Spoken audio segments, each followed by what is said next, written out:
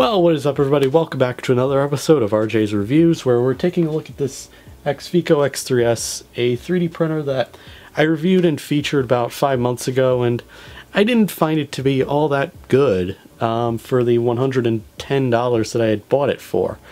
And a lot of things have happened since then, and even though I was planning on making this video about 6 months down the line, I decided to kind of call it early and start making the video earlier, and mostly because I did some things that I had found out that were completely my mistake, and even some faults that still stand with from manufacturing or just general software design.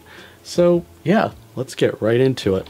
Now, if you don't know from when I had reviewed it, it didn't review that well, and parts that came out of it, they tended to fall apart, and yeah, it didn't really do that great, and I've noticed a bunch of...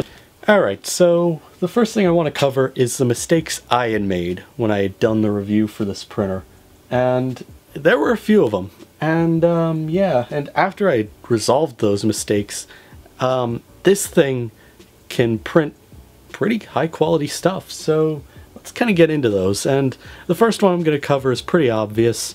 It's leveling. I didn't do the best of leveling jobs, and there's kind of a fault of the manufacturer that I will get into later, but you know, but yeah, I kind of made terrible leveling jobs. In fact, I don't think I'm too happy with my leveling job on this one right now, because as you can see, the text on Benchy it's there, but it's not really legible. So definitely something I'm gonna fix, or I'm gonna have to fix probably very soon. Very easy, and we'll also get into some other issues that they had made with how you do the leveling in the first place. So you know, and yeah, and the next issue I had made, so the second mistake I had made when I set up this printer was setting up layer heights. Unfortunately, I confused my layer heights with my nozzle diameter, and I set the layer height to 0.4 millimeters, which is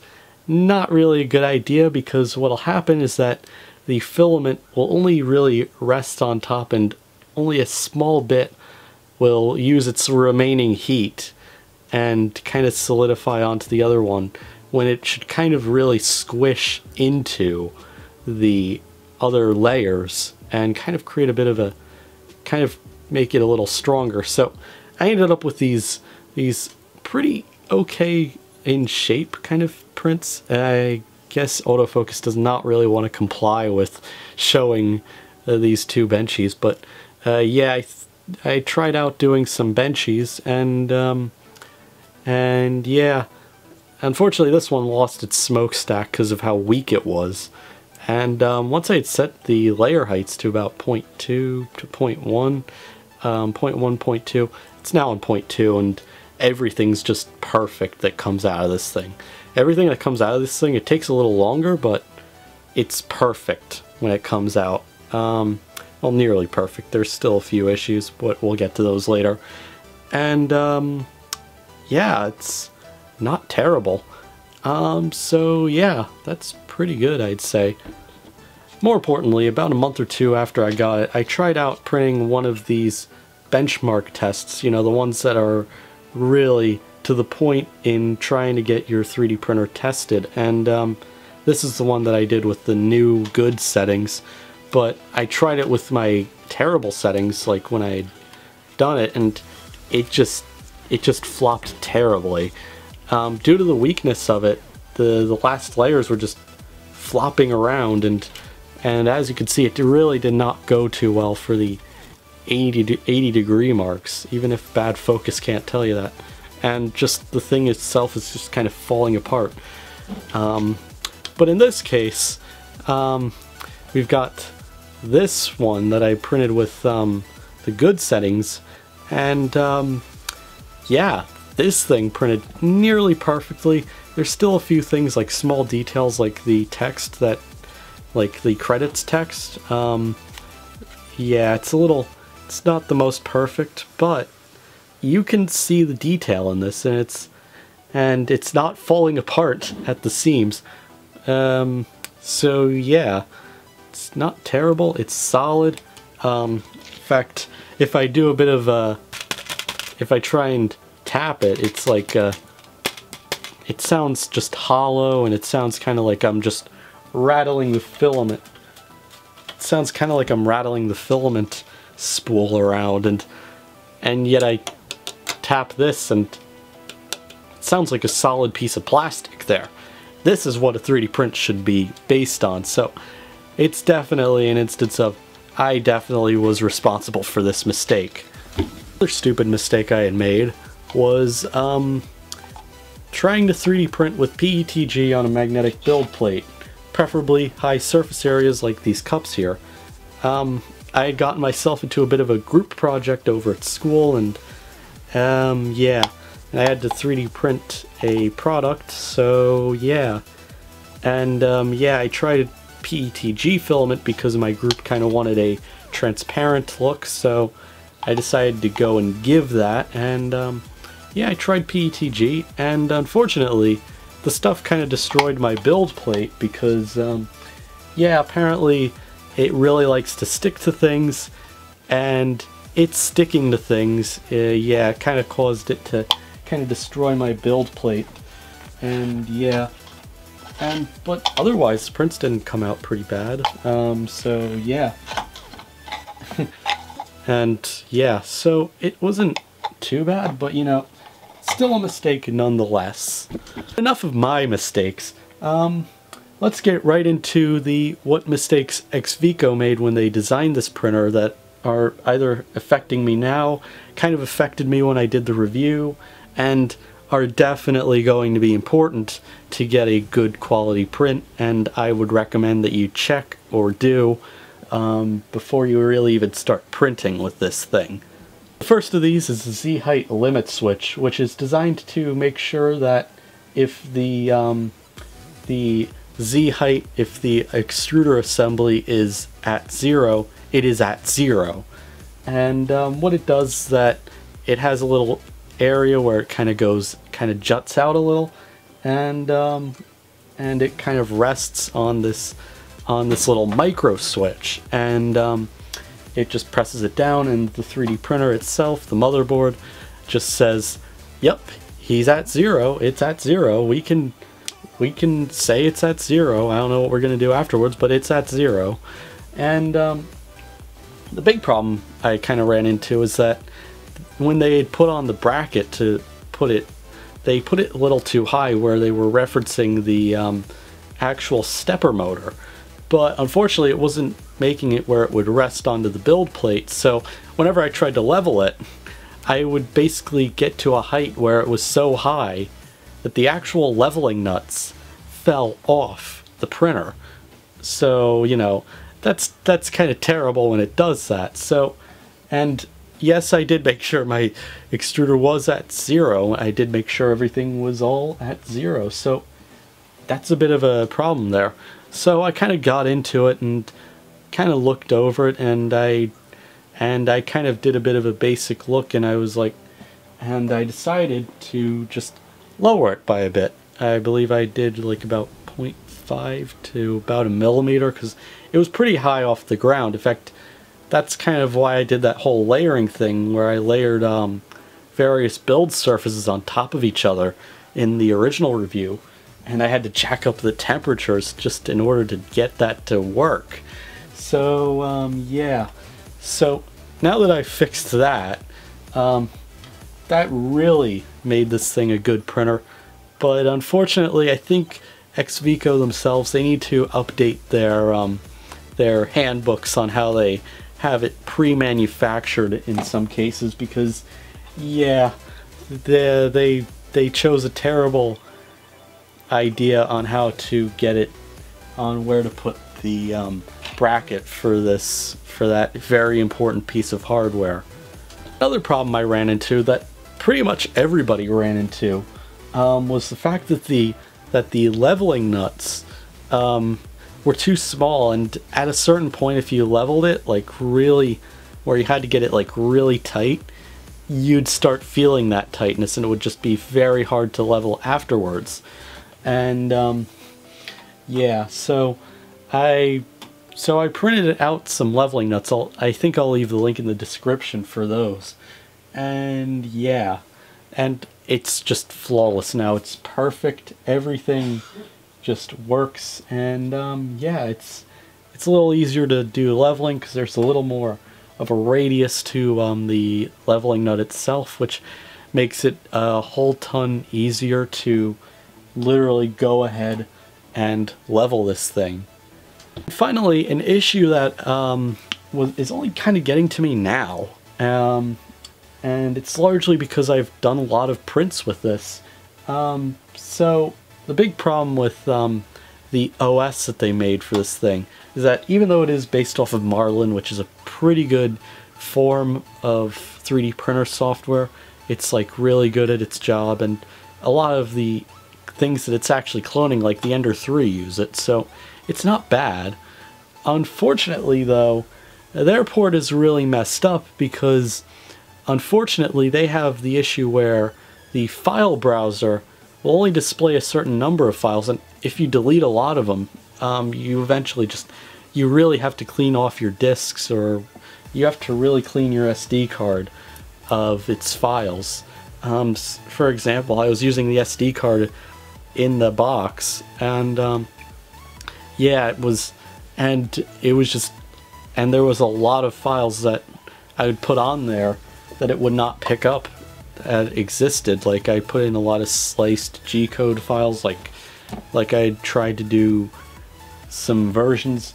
I'd try to do these remakes of these prints with updated settings. I'd put it on there, definitely with a different name, of course, like, you know, maybe a shorter, simpler name. And it's pretty easy to get around it.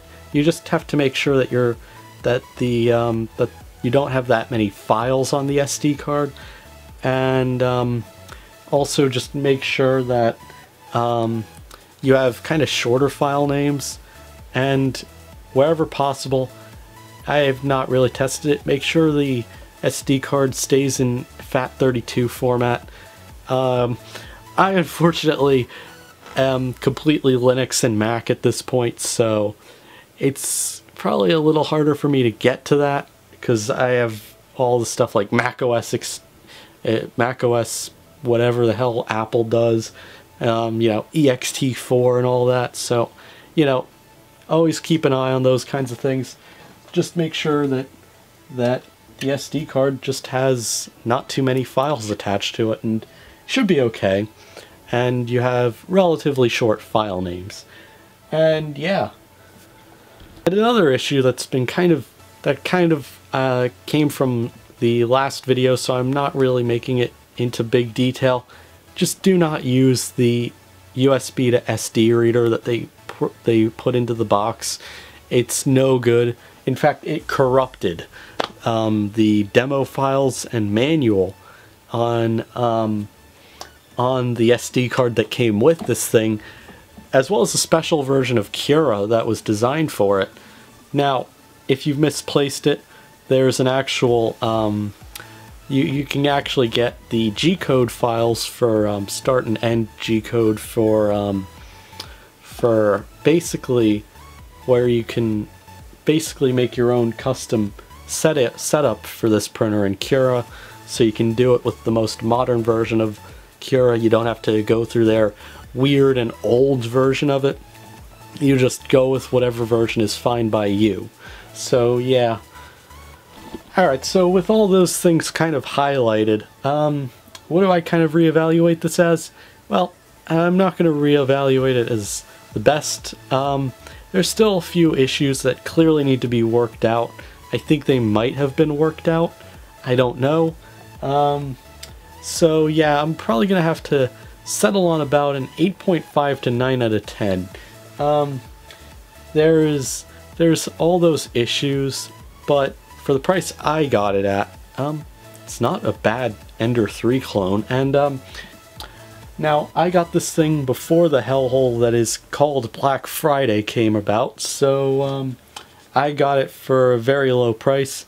You might not get it for this price for the 110 that I got it for. It might be closer to 300, maybe at best around 250. Hell, even the listing that I had actually bought this printer at no longer has it in stock. So yeah, it's very hard to kind of get it. And all in all, once you add up the price of even the accessories, like the filament and the build plates, it still costs around 170 afterwards, but it's a lot less than the other printers and a lot of the others. Would I recommend it for the kind of stuff that you kind of have to go through in order to get this thing running and working perfectly? I probably wouldn't really recommend it. It's too much of a, even though it does have a very good and simple setup system where you just have to screw one thing in and do another thing, there's a lot of stuff that you kind of have to know before having it, especially if it's your first 3D printer. There's a lot of stuff that you have to know before you really set it up, and you have to kind of know about some extra things you have to mod it with, like adding in kind of lowering things. Alright, so would I recommend this thing? Probably not. Maybe if it was at the price that I bought this thing for, but with the way things are these days and the fact that I got this thing like 4 days before Black Friday, or maybe like 7 days, I forget how long it was, it's probably not a good cost. And at the cost that it is now, and even at the stock level it is now, there's really no point in kind of buying this over the other Ender 3 clones. So yeah, especially when there are more affordable versions of it. I think you could even get an Ender 3 for cheaper than this thing, and it would probably give you loads better quality.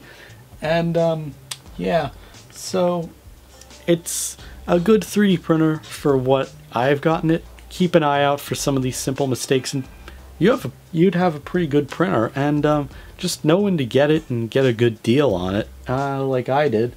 And I would totally recommend this thing, but unfortunately it's got so many issues out of the box, I just wouldn't really recommend it.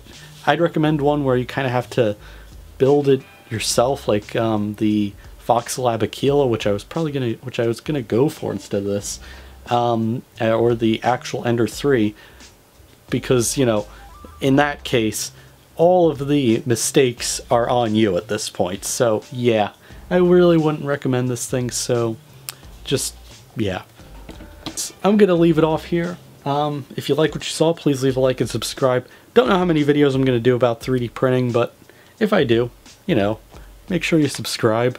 I do a lot of other forms of content on this channel, not just 3D printing. I do a bit of gaming and a little bit of other reviews. So if you like that kind of stuff, please subscribe. And yeah, and bye.